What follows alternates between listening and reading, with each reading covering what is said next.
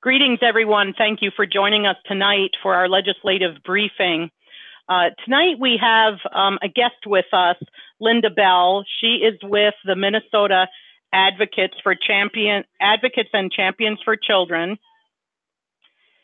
And so welcome, Linda. Thanks for joining us. Thank you so much, Michelle. It's great to have you. So, Linda, you and the organization put out a series of articles regarding a piece of legislation that was called the Great Start for All Minnesota Children Act. In the Minnesota House, it's House File 1, and the Senate companion is Senate File 820. And then I understand that there are a couple of clone or copycat bills in both the House and the Senate. Mm-hmm. And so we're talking about two bills and that are exactly the same. And so we have to track those and keep an eye on them. What I've seen, this legislation raises many urgent concerns for parents and especially parents with young kids. In fact, for all of us, though, who have grandchildren and those who simply care about our future, which should be everybody. Can you start us out, Linda, with a description that is listed in this piece of legislation about home visiting, home visits? What do these bills intend to do concerning home visits, and what age levels are they talking about? Well, this is a huge bill, really. It is, and it's far-reaching. So I'm so glad you've invited me on to talk about it. This is a concern. It should be a concern to families. It should be a concern to those who are concerned about parental rights, health freedoms, homeschooling freedoms, religious freedoms, and childcare options, having childcare options available to them. And one thing I want to say is, although we're talking about Minnesota legislation, there's also a Washington baby bill. There are bills that are similar in format to this bill across the country going into every state house. So this is not just Minnesota, but we're going to talk about Minnesota's bill right now. So you asked about the home visits. They are concerning to me right now as I read the legislation because it is expanding the population that we're going to see involved in home visiting. It's going to lengthen the home visits. It's going to add a requirement to that length of home visits. And let me get to how this all works out. First of all, we have expansive funding coming in. I spoke to someone over at the Senate last week, and I kept hearing the term, and these people are involved in budgets, expansive funding. There's expansive funding in year one. Year two will double that funding, and that then in year three, the funding actually quadruples. And then they expect to keep the funding at the same level for that.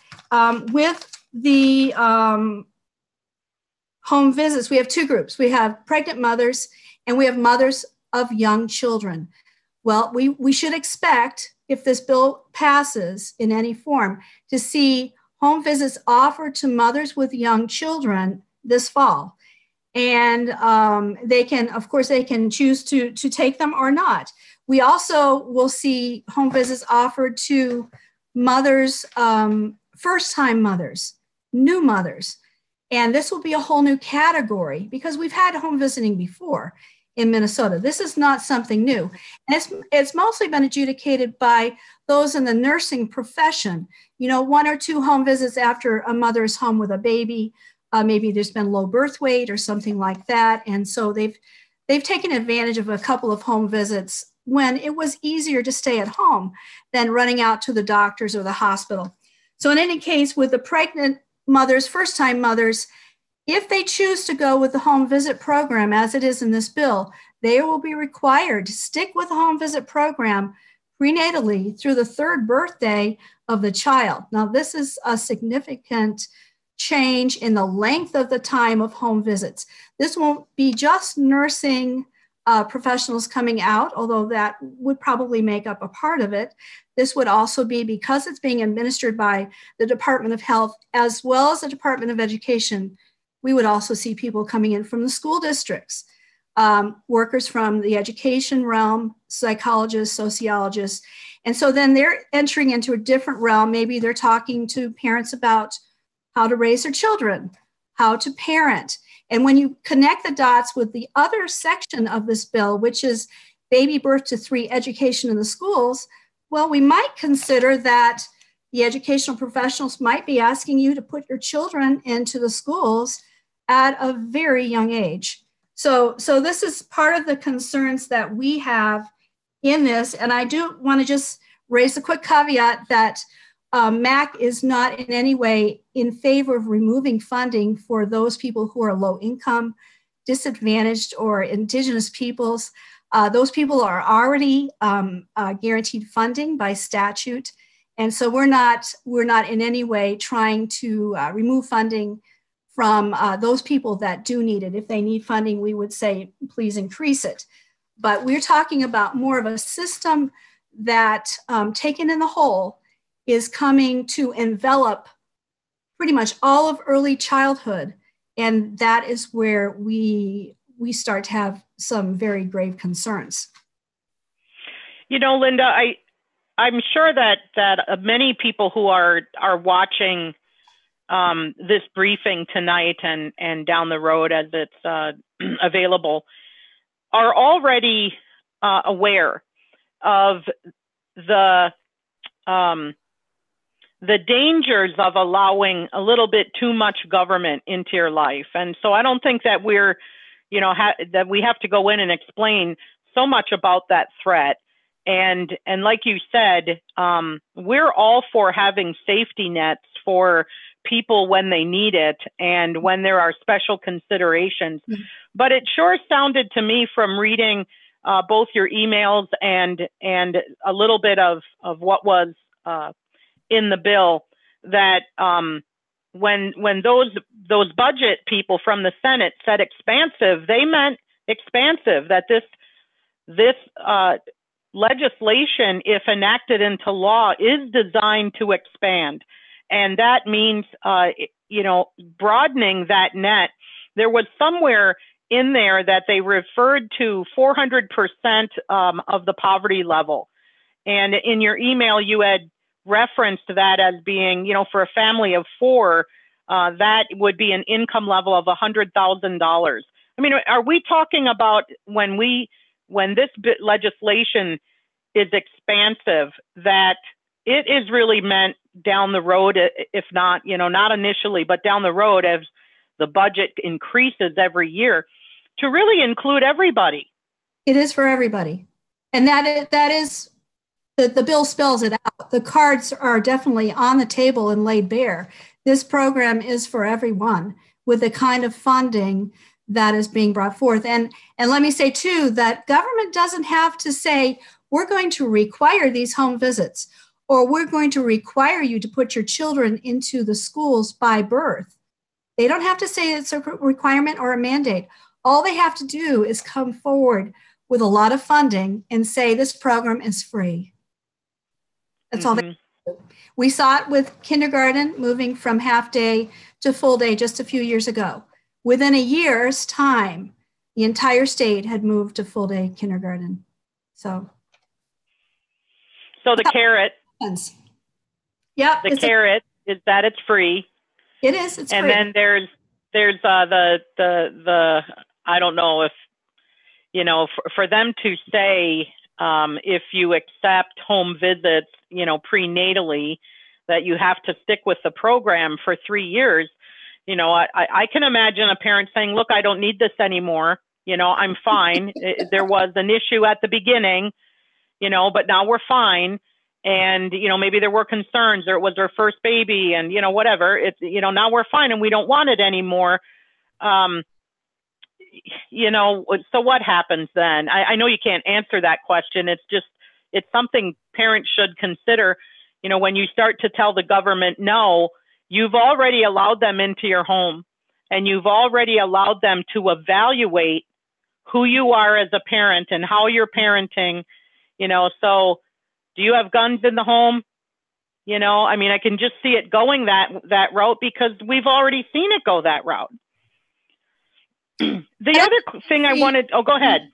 Well, I was going to just say, what if you receive advisement on your parenting skills and you don't concur, you disagree, or as this goes down the road, the way this bill is written, it's written as an expansive program. It is to change society as it relates to families and young children, babies, the whole 9 yards. But it's very simply written. It doesn't go very deep into any issue, really. So that's to come, right? Yeah. Folks, we're talking with Linda Bell tonight. Linda is with Minnesota Advocates and Champions for Children. Linda and her team of people have studied this legislation, and so if you're hearing about this for the first time and you're feeling a little bit incredulous, like, this can't be, really the state's going to go in and start visiting people before their baby's born, and then they're going to start visiting, after the baby's born, and we're saying they're going to be all intrusive. I understand your incredulity, but I want you to know that we're not talking to somebody who hasn't looked at the details of this legislation and the other legislation that's tied to this legislation. And so we appreciate the work that Linda has done. Linda, let's talk a little bit about data. Are state agencies collecting data files on children? Would they be doing it in this legislation as well? And what kinds of information would that include? Well, first of all, my organization has been working on data bills with the Minnesota legislature now for 5 years. So data is something we do understand very, very well. Yes and yes. Families are having data collected on them. It happens through the Department of Health when mothers are their prenatal checkups. And then it continues on in the schools. That data is collected there. Once a family enters their child into the schools, data is collected. And more specifically, when children are receiving early learning scholarships or the School Readiness Plus program, a scholarship that's coming out of the Preschool Development Child Grant or the Child Care Block Grant or the CCAP, you've heard of all of these grants. They have specific data that is collected on them. They're given an SSID number, which is a state student ID number, which means all of their information is going directly into the MARS system and directly into the state longitudinal data system. For little children and babies, this is called ELSA. It's the Early Learning Services data system, I think. And they also adjudicate scholarships. That's where they administrate the scholarships. They go hand in hand because they're getting the data straight off of the scholarship administration.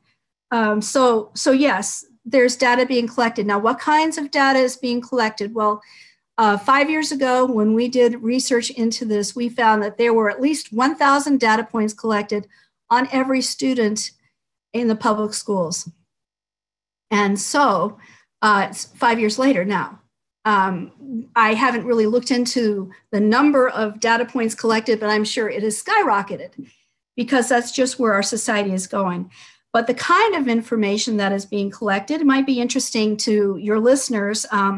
We'll have cognitive testing, which is already going on, health and development screening, social and emotional skills as the schools see them, physical skills, all testing that's done on the children behaviorally, psychologically, and so forth, as well as even those parents who come in and sign their children up to have physical and occupational therapies through the schools. They'll have data collected.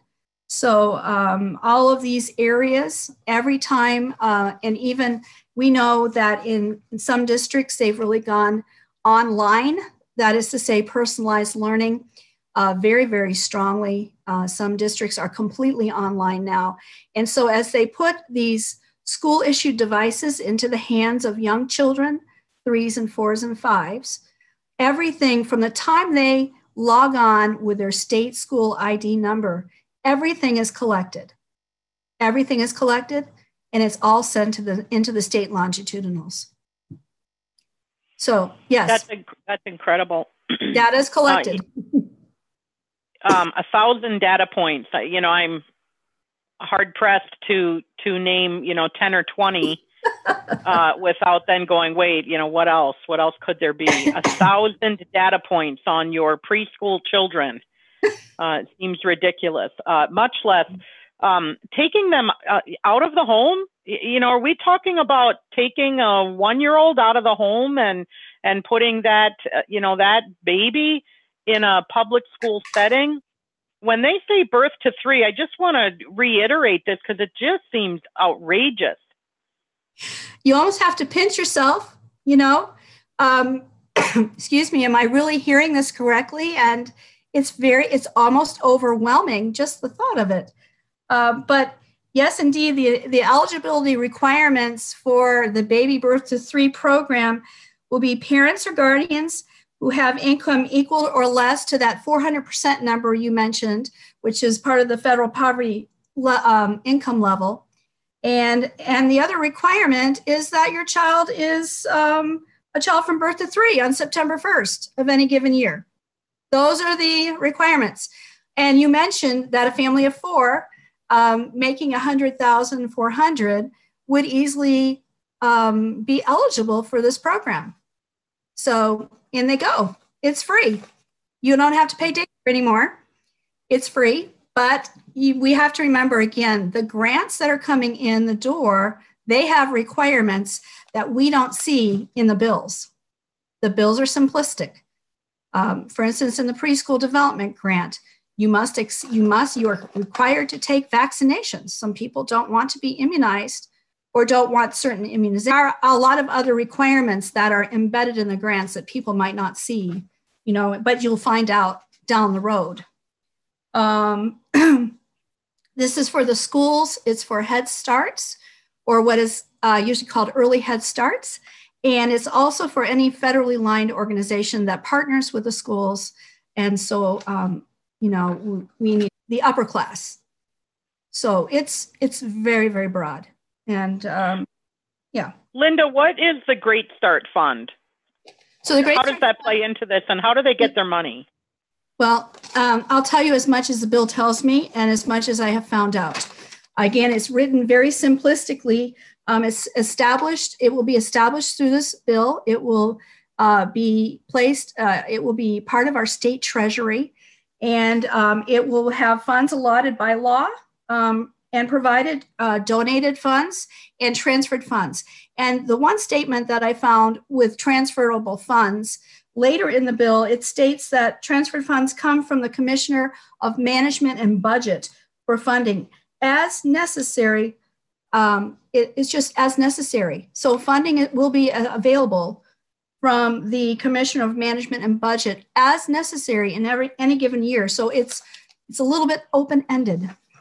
Wow. How much money are we talking about? And how much money is on the table? Does this bill have a fiscal note yet? I have not seen it.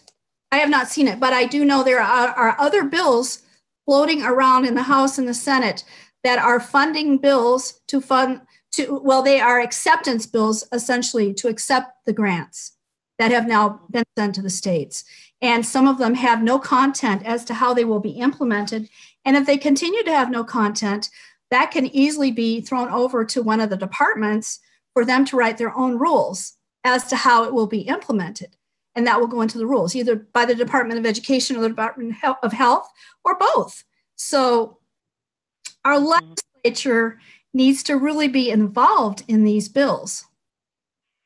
Right. When a piece of legislation is passed, the implementation of that law then goes to the agencies to implement, and they establish rules. If you're not aware of this, folks, that kind of lay down how the law is supposed to be implemented, and a lot of shenanigans takes place at that level, and it takes a very vigilant public to keep an eye on that kind of stuff. Oftentimes, even the legislators who passed the law are not aware of ways that the law is being implemented through the agencies. So Linda, who's pushing this? Who's behind this legislation, and what do you think their intentions are? Well, we were given a lot of information from the hearings as to the intent. But first, as far as who is pushing this legislation, there's three major groups. First, we have the federal government, we have the state, we have the federal, Department of Education, we have the State Department of Education, and then we have the groups Parent Aware and Child Care Aware, which are accountability systems for a large grant we took back in 2011, the Race to the Top, for babies, essentially. And so we have that. Secondly, we have many lobbyists. And folks, I want you to know that these lobbyists, this is what they are paid to do. They are in and out of the state offices with our senators and our legislators, our representatives, and they are seeing them all the time, pushing whatever agendas that they are paid to push. And so some of these lobbyists are the Mini Minds Coalition, Minnesota Chamber of Commerce, Minnesota Business Partners. We have the Minnesota Child Care Association, which actually is working against home-based child care providers. So that's an interesting title for their organization. We have a group called the Cradle to Career Educational Partnership out of Rochester. And I find that another interesting title to their group, Cradle to Career. Thirdly, we have some nonprofits that are some who have set up shop here in the state, and others for which our legislators gain information and so forth. And the first is the first 1,000 days they gave testimony at a hearing here in Minnesota, 0 to 3, and Think Babies. All of these programs, all of these organizations rather, do push babies in schools by birth. If you read their websites, and it's very telling, you don't have to be there long to see it. And then as far as the intent, and I don't want to forget two other important organizations, the National Governors Association and the Council of Chief State School Officers is also pushing this. Years ago, I used to call this Baby Common Core because these two organizations own the copyright on the Common Core standards. And so it's interesting, here we are again, the NGA and the CCSSO are back to pushing in children, babies, into the schools early. The intent is, well, this is pretty telling. It comes in two parts. The thoughts here are that you will have optimal brain growth. This is all about brain development. It's based on research, brain research. It sounds very important, and it sounds, very heady. But it is, they're saying that in order to reach optimal brain growth and child development, your children should not be at home with parents. Your children should be in the care of the state, because the state can raise your children much, much better than the parents can. The parents are going to be will have a negative effect on babies. And this is being discussed in our legislature. This is being heard in hearings, exactly what I'm saying. The second reason that babies need to be in the schools, it is said, is for the state to have its optimal economic growth. So in order for us to have economic growth in Minnesota, we need to put our babies into the schools. That sounds perfectly fine to me. What about you, Michelle? Well, I think the wizards of smart have completely lost their mind. But this is the attitude of the elitist, and you said it just as well as it can be said, Linda. They listen, moms and dads. As far as the elites are concerned, all you should be doing is going out and working and paying your taxes, because you're what funds the government, right? And clearly, when you look at legislation like this, and there's so many other examples, but this one is pretty egregious. They don't think you're capable of taking care of your own children, at least not the way they want them taken care of. Anybody who thinks a baby is better off in the public school at 1 or 2 years old instead of with family is just nuts. It doesn't take much common sense to know the impact that family has on the growth and the development of a child. We can just look back, in recent history, if not just even the last 50 years or so, to see what has happened to a society when family is broken apart. Yep. Yep. Go ahead, Linda. Sorry, didn't mean to cut in there on you. I did want to say that if you do look into some of these websites, you will see the research projects that have been done to go along with placing babies into the schools that also are heavily suggesting that stay-at-home moms will not be something that happens any longer. Those moms will be pushed into the workforce. And so, again, this is why I brought up homeschool freedoms at the beginning of our session, because babies will be going into the schools and mothers will be going to work. Mm-hmm. Yeah. Okay. Well, obviously, people need to get involved with voicing their opinion about this piece of legislation and the programs that, they sound like the state is doing a good thing. And, there's a lot of people, they work in the schools, they work in early childhood education. We're not criticizing you. We're not disparaging the good work you do. And we know that you care about kids. But this is a system that is dangerous, if not broken, in terms of the bureaucracy that is created and the one-size-fits-all top-down approach that parents who want autonomy in raising their families are continually having to fight. So, Linda, how would you suggest people take action, even if it's just 1 or 2 things? Sure. I would first just state that I've noticed that CPL has put up my 3 articles that I just wrote. It's a series of 3 articles about this. I would say read those first, so you have a knowledge base to start with. Secondly, get on the phone or email or do both. Call your legislator, your constituent legislator, and your senator and your rep from your district, and call them and email them and tell them what concerns you have, because everybody has some concerns about this. And then beyond that, I would call the committee chairs. These bills have yet to be heard. The bills we're talking about tonight, they have yet to be heard in committee. I would just assume they not ever be heard. But still, the grants are here, and they're going to be implemented in some way by someone. But this is the granddaddy of the bills right here. And if the committee chairs know that the public is not happy with it, they may write the bills a little bit more accommodatingly to the public, what I'm saying. So I say call your committee chairs for education and for health in both the Senate and the House.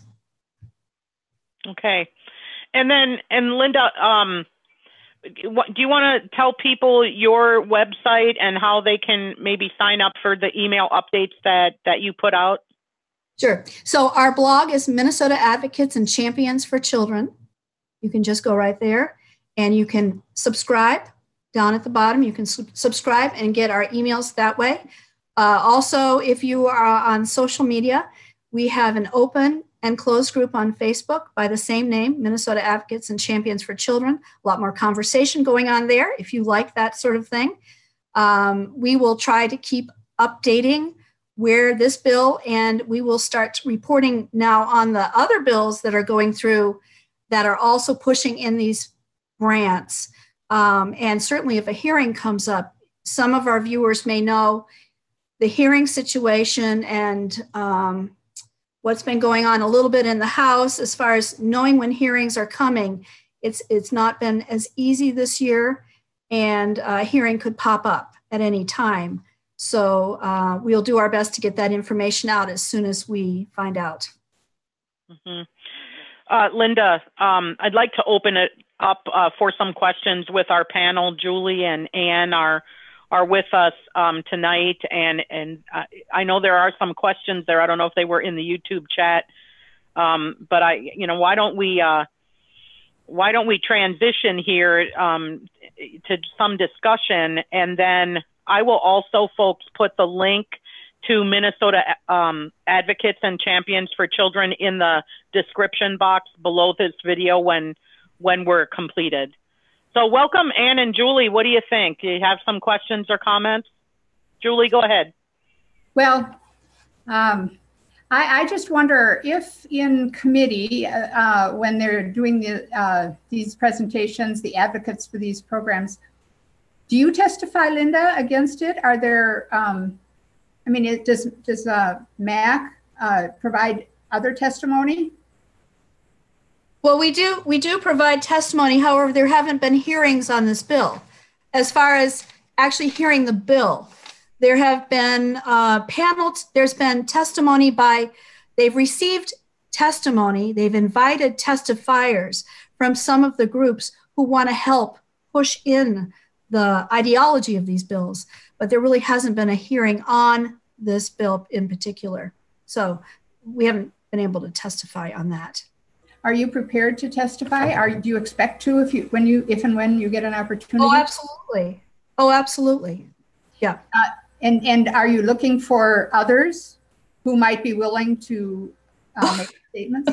Are we? Yes. Okay. Well, the fact is that if people are willing to testify, they need to maybe get in touch with you or in touch with us, and we can get that would be good to build that up ahead of time, because it will likely come quickly, and we will need as many testifiers as we can get.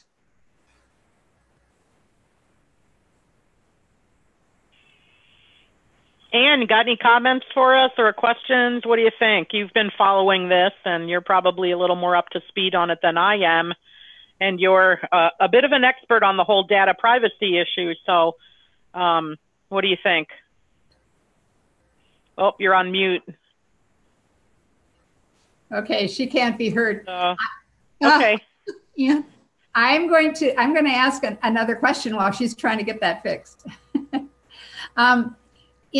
When these people are, you said there hasn't been a hearing, but yet when you're saying that these individuals, these organizations who are promoting this is what they say. What are you referring to? If there are no hearings yet, where is this being said?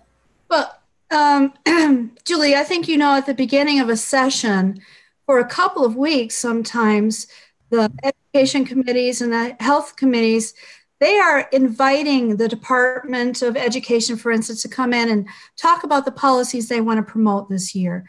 They invite other groups to come in and promote what policies they want to promote also. These are not open hearings for everyone to speak in. This is not like now in the last 2 weeks, we've seen some hearings on bills coming out. What I'm talking about is what happened at the very beginning of the session for about the first 3 weeks. No bills are heard. It's just a parade of experts, goals and what have you that various groups have. Right. So when they give their stories or testimonies, or not really testimonies, but when they give their presentations, the dog and pony show as they're called, do they overtly, are they actually saying that children do better when they're not in the home? How overt is that? It's very overt. But they're always starting with a crisis. We always have a crisis to begin with, and that's why their fix is going to, dissolve the crisis. The crisis is we have gaps. We have gaps of disparity between income levels.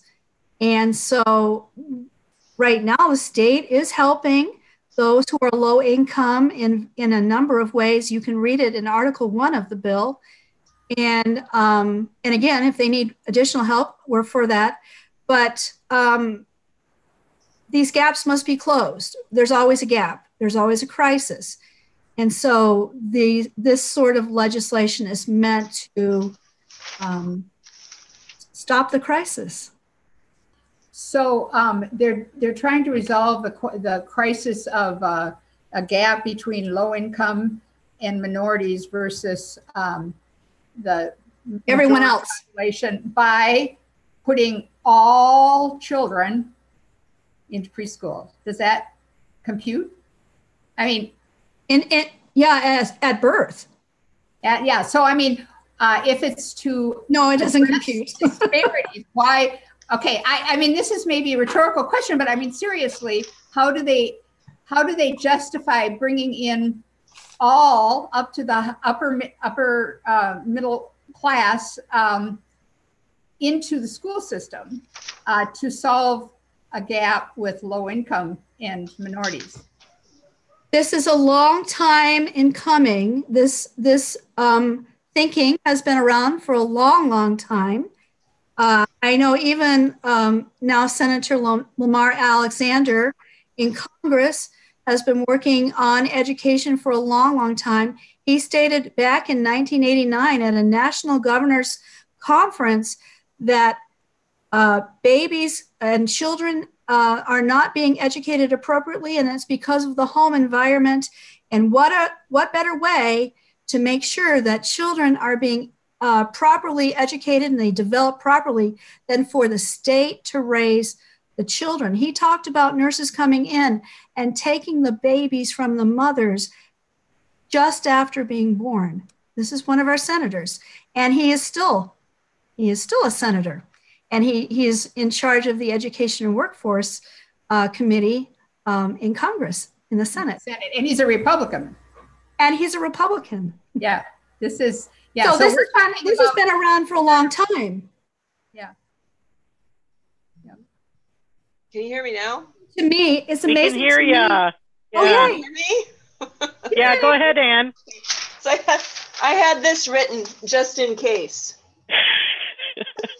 Wait, hold it up again. Wait, hold it up again. Together.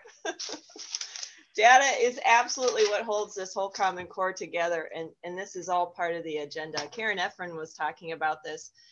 She had an article out, I think, was it 2016?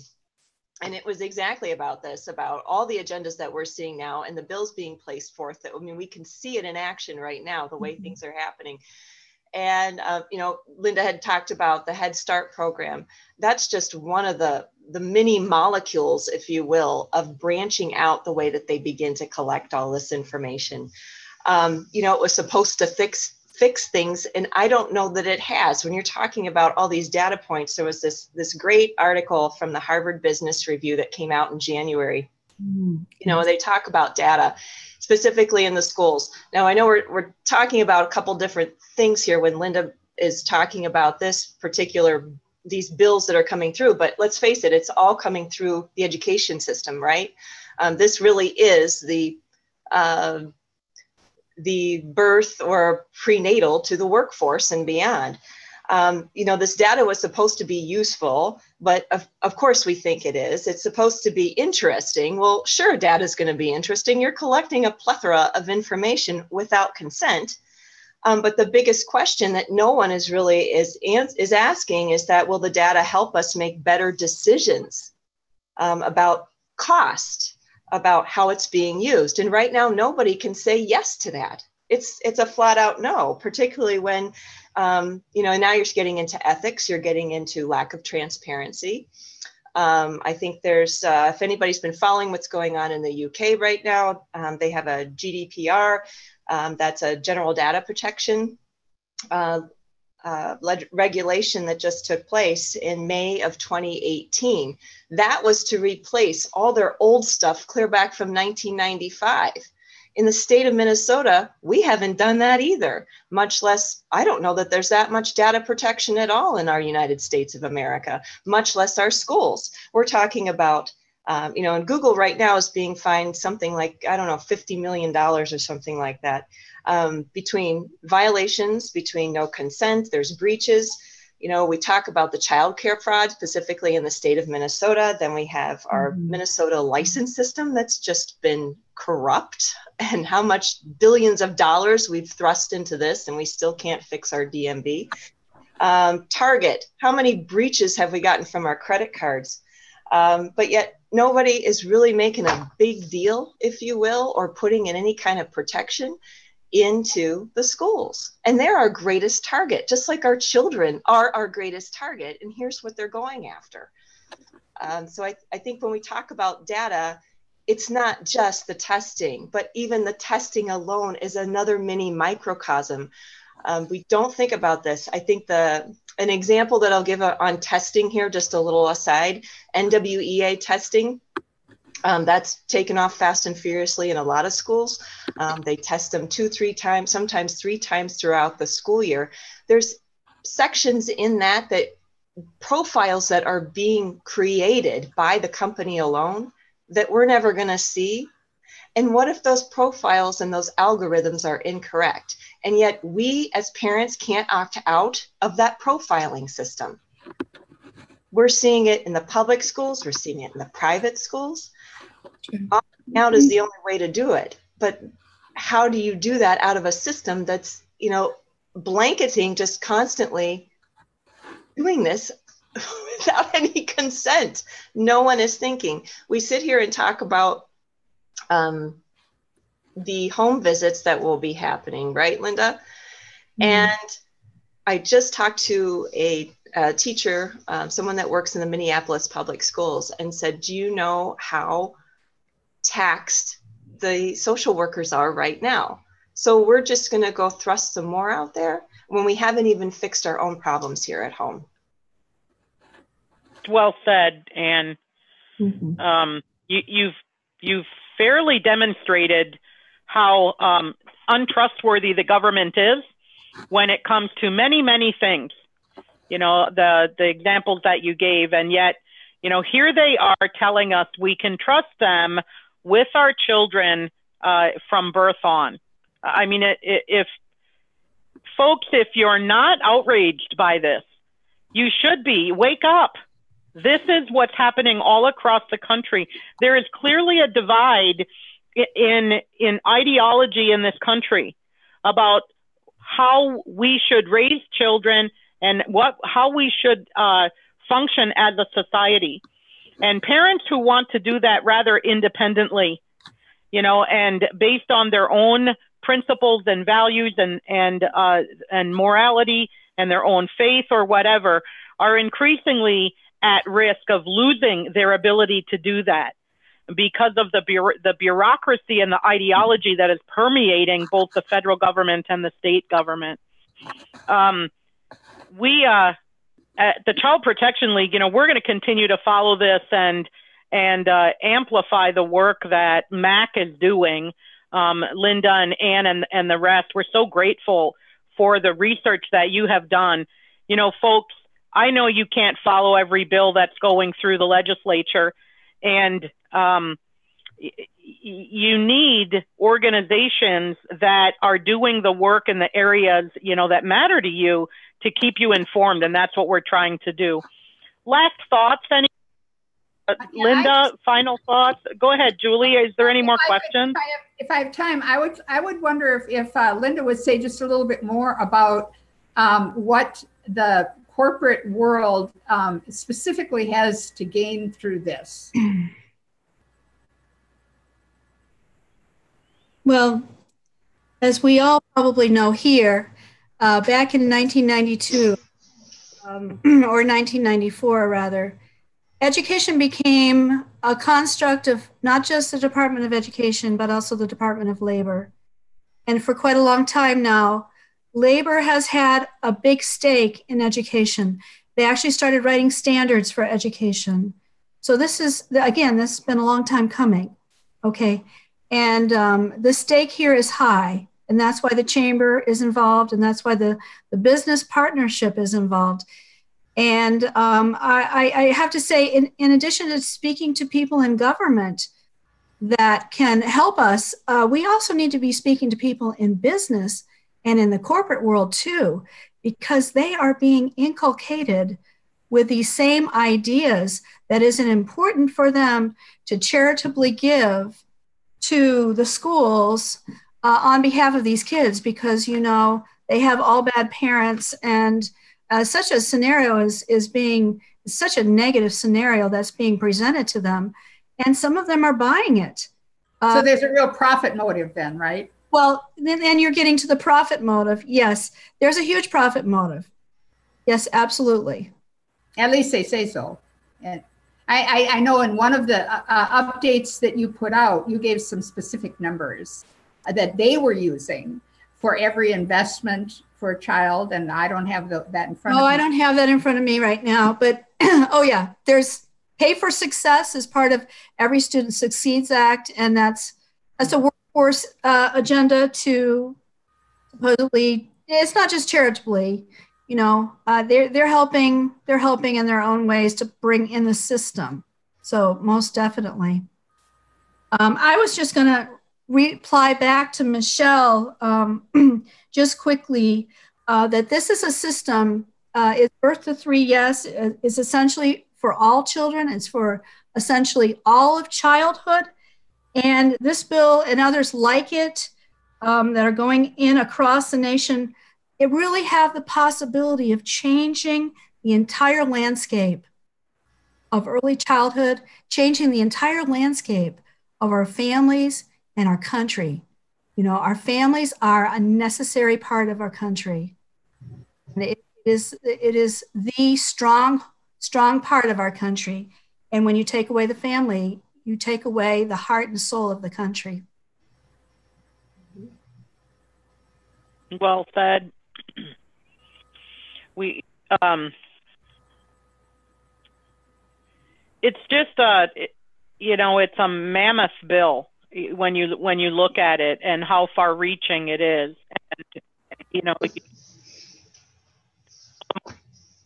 part of it, the birth to 3, you know, which is almost surreal, and then you look at the data collection. You know, we're appalled enough at how much data is being collected on children, as Dan you explained so well, and you know, really, we're just gonna sit back and let them gather all this data on toddlers, you know, and not to mention, you know, when you're allowing home visits, you're literally opening your home up for inspection by, you know, agents of the state. You know, that's who they are. And even if there are private organizations that are implementing these grants, they will do that under the rules that are imposed on them by the state. You know, it's a threat to families and their autonomy. I can't stress it enough, how important it is for us to be aware of this. Anything else, Anne, you know, that jumps out at you regarding this piece of legislation and how it connects with the, you know, this monster of bureaucracy that is affecting us through the education system? Well, they've been building for a long time and very patient on it and very strategic. But you know what? They need to stop and think for a little bit about what they're doing. This is the tsunami of parents, their freedom, their rights. I mean, these are our rights as citizens here. You know, and it's down the road. What are they going to do with that information? I mean, right. We kind of have an idea, but you know, we're talking about some intimate things, and we're in a new generation now where data isn't going anywhere, and we know that.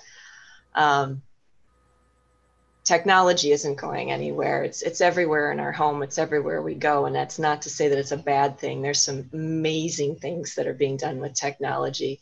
But we're talking about algorithms that might not even be correct. Profiles, just like I said in the NWEA testing, when I'm talking about not being able to opt out of the profiles, that's a personal profile that an algorithm may be picking up that has nothing to do with their grade and how they tested on it. This is like personal. Oh, if the kid was tired and quickly scrolling through questions, well, you know what? Then there must be something really severe going on in that child's home. So we're going to flag it and mark it. Are parents going to be told about that? Scrolling through questions. Well, you know what? Then there must be something really severe going on in that child's home. So we're going to flag it and mark it. So the here's a scenario. Then you kind of touched it. We know that the data. We know that they rely so much on evidence-based things, and regardless if the methodologies are faulty, this is what they rely on. And so, as a parent, how confident can we be that if some state agency, whether it's the Department of Education or the Department of Health and Human Services, or the social worker, approaches a parent and says, well, the data shows this, you as a parent can say, well, that's not my experience because I'm with this child every day, and I can tell you that's not the case. And you know what? Conversely, I've had those conversations with teachers. I've got 2 kids. I've got one in college now and the other one that's starting out. And I'll tell you what, you want to know what's going on in the classroom? Ask a human. Ask a teacher that's been doing this for a while. They don't like this stuff either, except we don't quite hear from them speaking out on it. I'd like to hear a little bit more of that. But I can tell you right now, the teachers that I've known and just in working with Linda, no one likes this stuff. The teachers they're talking to each other about it, but the kids are on the line. So they're not speaking out. We just have a couple minutes left before we wrap it up. So I just want to give you an opportunity, all 3 of you, if you have any closing remarks. And then I just remind people that the link to the Child Protection League and to Minnesota Advocates and Champions for Children will be in the description box underneath this video. And sign up for our email updates. We don't send out a ton, and I know, Mac, you're busy, so there isn't a lot of email going out until you have something important to say to people. They're a good organization to follow to keep in touch on matters like this and Common Core and data privacy.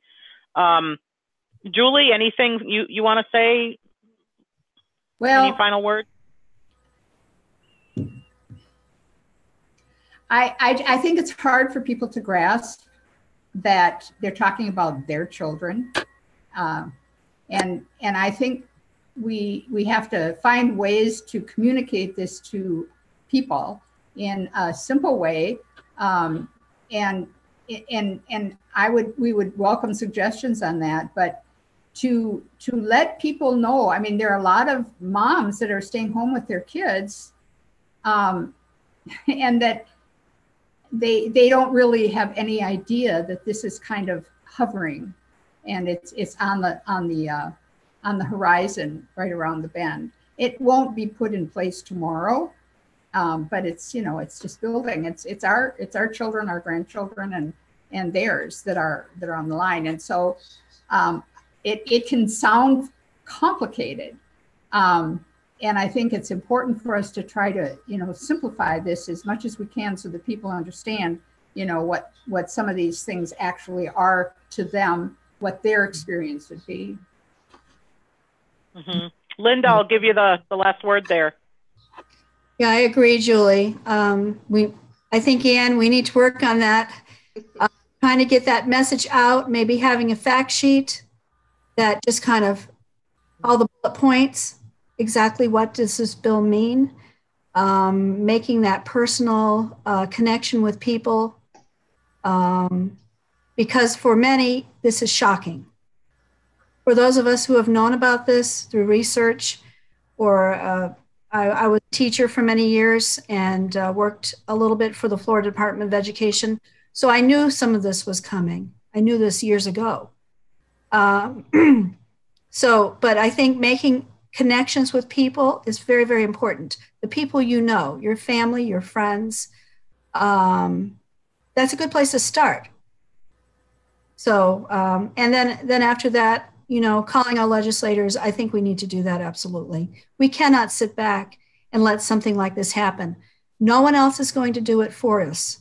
Only we can do it. We need to each know that we've done this and that we've made those calls or taken those emails.